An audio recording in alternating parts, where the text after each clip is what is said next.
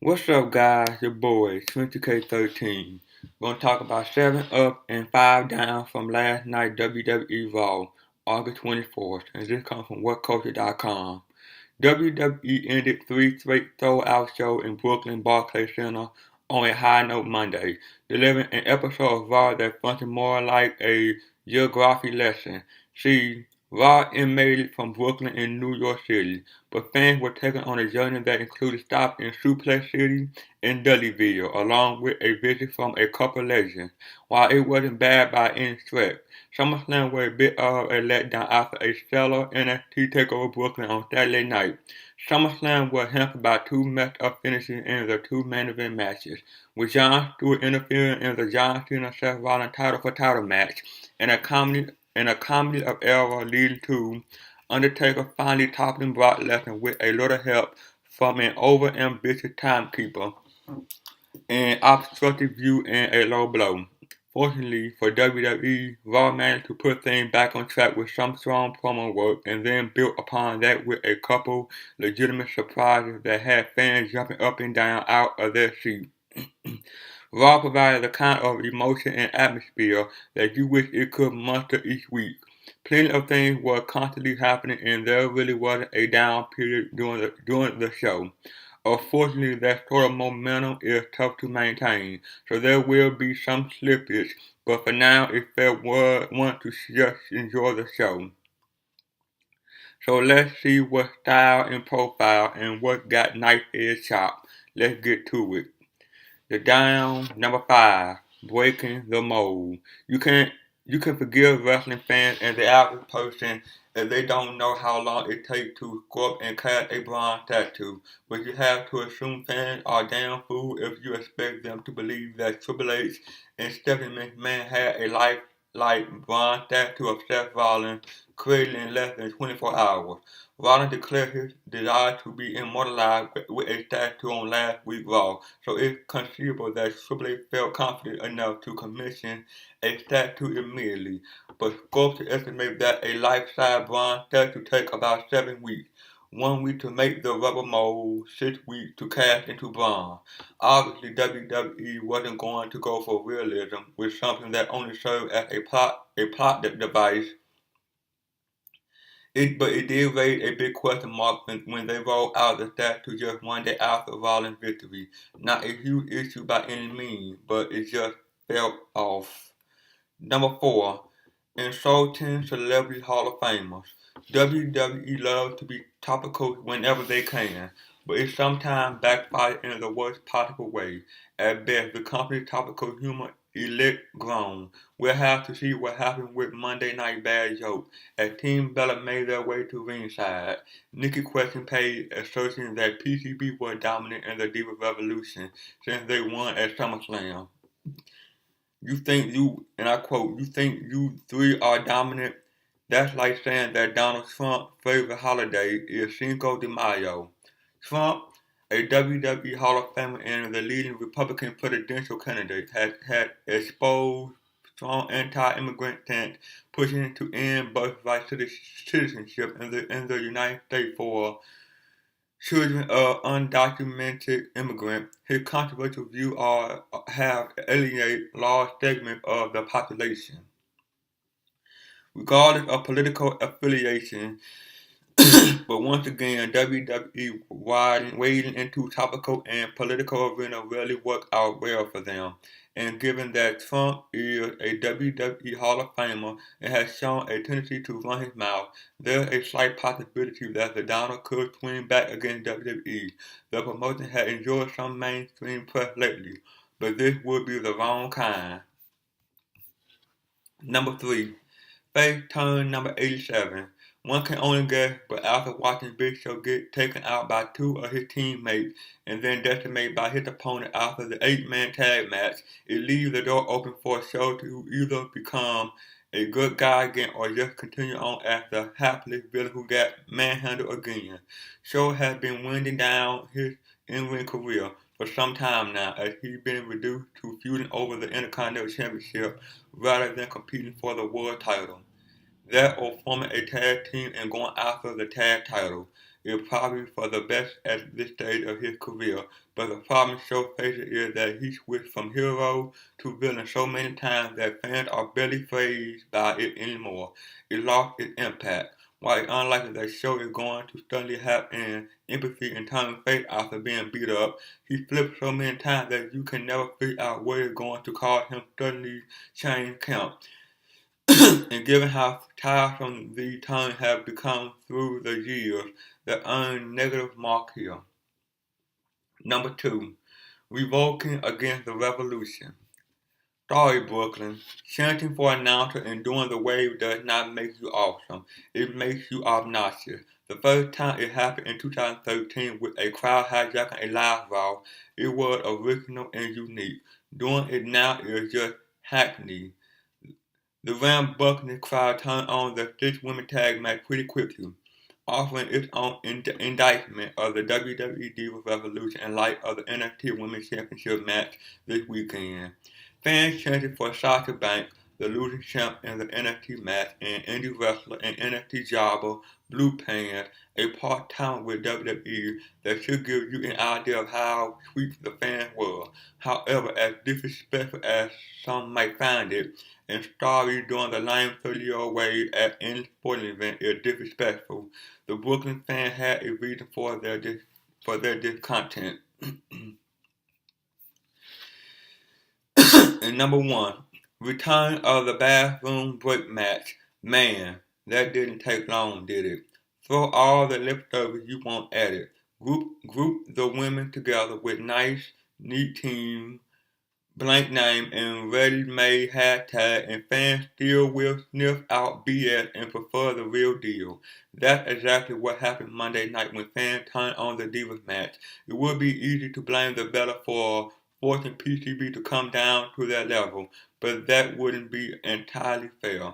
There were a couple nice moments in the match, but the problem can be summed up by Nikki Bella doing mid-TV. Wins and losses, who cares? That's right. Nikki only cared about breaking that precious record of AJ Lee for holding the Diva Championship, even though she's 10 days away from her second 60-day span without actually defending her pride and joy. Things got worse when Miz said PCB fight like a bunch of girls. Now, if he had gotten his consequence and put in the 58 and disarmed her simultaneously, then it would have been a decent payoff. But instead, it devolved into cattiness with the Bella jumping them. Contrast this with NXT where Sasha Banks and Bayley verbally sparred because Sasha didn't think Bayley was worthy. Bayley responded by defeating several women in a row, including Charlotte and Becky Lynch, en route to winning the title from Banks.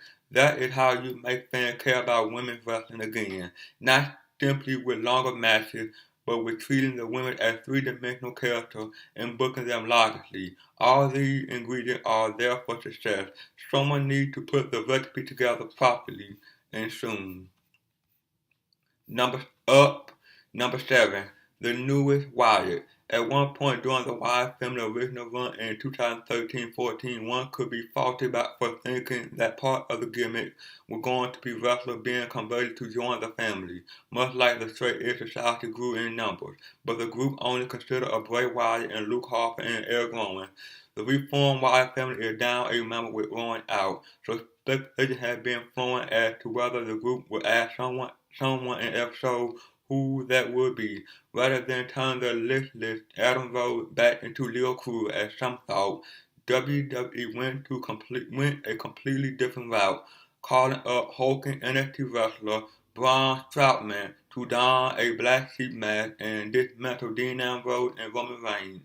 What makes this call-up unique is that Strowman, a legit professional strongman, never performed on NXT television, wrestling only at house shows and in dark matches. This meant that only those who really are in the know who will realize who he was, with the Brooklyn crowd confirmed by chanting, "Who are you?" This obviously means that Ambrose and Reigns have to find a new third teammate, and it could be Sting, as originally rumored. Number 6, adjusting Stewart attitude. The SummerSlam column gave Jon Stewart a cautious pass for his interference in the title-for-title match between John Cena and Seth Rollins, opting to wait and see what developed. It looked like the results are in, and it will continue to get a pass. After inexplicably interfering in the dual title match and costing John Cena his United States Championship, as well as a shot at the WWE World Heavyweight Championship, Stewart showed up on Raw to explain himself. He quickly noted that he couldn't allow the 15-time World Champion to tie the two-time WWE Hall of Famer Ric Flair with 16 world title reigns, so he did what he thought was right. Even though Stewart's intentions were good, well as good as can be when you hit someone with a steel chair, things went downhill quickly for him when Flair showed up and revealed that he was actually pulling for Cena. That brought out an angry Cena, who fumed and stalked in the ring, cut off Stewart's attempt at humor. You got our punchline. How about I have you stand on a line and punch you? He then did something a little uncharacteristic. Cena hosted Stewart up and dropped him with an attitude adjustment. It was a nice shade of gray moment from Cena, where he retaliated against a popular celebrity unlike his feud with Kevin Federline years ago, and assaulted someone who apologized. A little edge now, and again never hurt. Number 5. Start spreading the news. Who knew that Xavier Woods was a man of many talents, breaking out a trombone to play bits of Frank Sinatra iconic New York, while Kofi Kingston and Biggie sang New Day was just a stroke of genius. Once again, New Day showed that they have rapidly become one of the most entertaining parts of Raw. Xavier didn't let up with the introduction though. He sounded off in time with his teammates stomping, and then played tap as Khalito ate the pinfall loss. It was tremendous fun, and it looked like New Day was really enjoying themselves as well. They should. They finally recaptured their tag team goal. On a personal note, it's gratifying to see this trio break through like this after a stall put as a unit last year, and then the horrific original concept that turned fans against them. Number 4. Welcome back to Dudleyville. You want to hear what a truly shocking holy shit moment sounds like?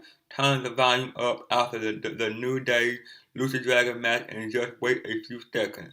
The thunderous ovation when Bubba Ray and Devon Dudley returned to WWE after 10 years away, not counting Bubba's entry into the Royal Rumble in January, was definitely. It was a true freak-out moment, one of those rare times where the announcer losing their mind actually made sense. These are the 9-time former WWF Tag Team Champion and 8-time former ECW Tag Team Champion after all. The Dudley made short work of the current tag champ, running through all of their signature spots before putting Xavier Woods through a table with the 3D.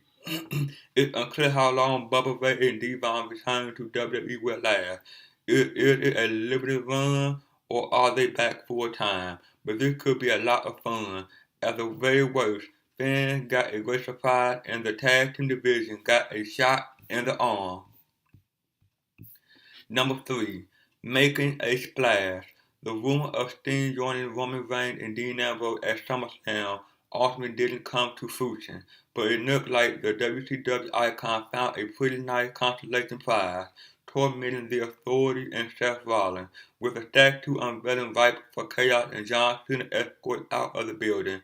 It was only a matter of finding out how things were going to go AWOL. It turned out that Sting managed to switch places with the rapidly sculpted bronze statue and ruin Rollins' crowning achievement, attacking Seth and sending him packing. And just in case things weren't clear enough, the former WCW champ hosted the WWE World Heavyweight Championship above his head multiple times. It's an interesting move for WWE, turning to another part-timer to step in and fight in a high-profile spot. Things show at WrestleMania that he still can perform in limited doses, and Rollins is just about the best wrestler on the roster right now, so the two could have a really good match at Night of Champions. And above all else, the Stinger surprise appearance got everyone buzzing, so that's a step in the right direction, rather than simply going with a John Cena rematch. Number 2. Best snake oil salesman in the business. As horrible as the finish to the SummerSlam main event was Sunday night, Paul Heyman made up for it with a blistering promo on Raw that turned an awful ending into a new beginning. Heyman started by asking how the hell did we get here, and proceeded to connect the dots for fans. Fortunately, Brock Lesnar did not blame or attack referee Charles Robinson or the timekeeper for his official lawsuit to Undertaker. That had to be a thought going through fans' minds that Lesnar would take out his frustration on the ref and get himself suspended like he did the night after WrestleMania 31. Heyman ran down Undertaker in glorious fashion, calling out how he collapsed backstage and then informing him that Brock told him to GFY last night with his hand gesture. Sadly, the Beast challenge to Taker for Monday Night Raw wasn't answered, but in terms of firing up a crowd, this certainly got things rolling. The only thing that could work better would be some action. And number 1. Detour to Suplex City. When JBL openly questioned your intelligence, you probably have problems. For Bo Dallas, that lack of mental acuity meant that he put himself right into the crosshair of an angry, dangerous beast, and he paid the price. Dallas became the sacrificial lamb for Brock Lesnar to slaughter in the Undertaker absence. On its own, this might not merit as big of a placement, but the glee with which Brock tossed Bo around like a rag doll and then returned to the ring twice to further inflict punishment. Bonus point goes to Paul Heyman for asking Lesnar to go back a second time to deliver an F5 for me. The epic beatdown from Lesnar would be enough to beat most opponents, but for someone like Dallas, it wouldn't be surprising if he were written off television for a month after that destruction. The Brooklyn crowd might not have gotten what they really wanted, but they certainly weren't complaining. Well, that is, guys. Like, comment, subscribe. See you guys on the next one. Peace.